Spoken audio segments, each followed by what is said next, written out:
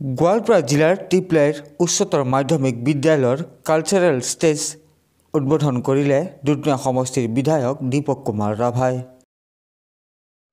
গোৱালপাৰা জিলাৰ ৩৬ নং দুধনৈ বিধানসভা সমষ্টিৰ বিধায়ক দীপক কুমাৰ ৰাভাৰ বাবেই বহুদিনীয়া আশা পূৰ হ'ল দুধনৈ শিক্ষাখণ্ডৰ অন্তৰ্গত টিপলাই উচ্চতৰ মাধ্যমিক বিদ্যালয়ৰ 2018-19 বিত্তীয় বৰ্ষৰ বিধায়ক পুঁজিৰে 3 লাখ টকা ব্যয় সাপেক্ষে টিপলাই উচ্চতৰ মাধ্যমিক বিদ্যালয় প্ৰাংগণত নিৰ্মাণ কৰি উলিওৱা এটা কালচাৰেল ষ্টেজ আজি বিধায়কগৰাকীয়ে শুভ উদ্বোধন কৰে।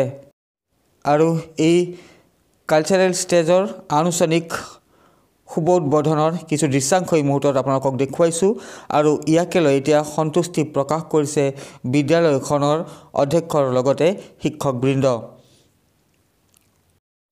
আৰু এই মুহূৰ্তত আপোনালোকক শুনাইছোঁ বিদ্যালয়খনৰ অধ্যক্ষৰ ভাষ্য।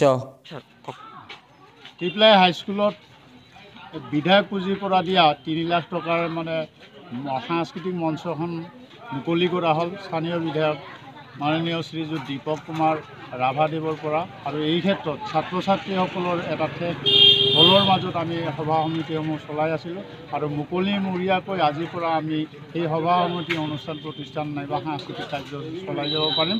এই ক্ষেত্ৰত আমাৰ এটা বিদ্যালয়ৰ অভাৱনীয় অভাৱ পূৰণ হ'ল। এই চেগতে আমি বিধায়ক মহোদয়ক ধন্যবাদ জ্ঞাপন কৰিছোঁ টিপলাই হাইস্কুলত।